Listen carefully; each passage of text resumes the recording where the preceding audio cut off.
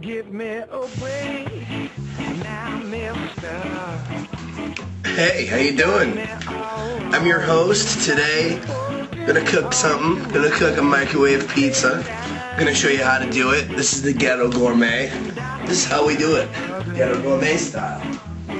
First thing, you want to check your microwave. You want to make sure that your microwave is nice and clean, because if it's not clean, you'll get all that nasty fungus from, whatever your roommate cooked before that's splattered all on top of the microwave. That's gross. So anyways, what we'll do is we'll throw the pizza box away, and here we go.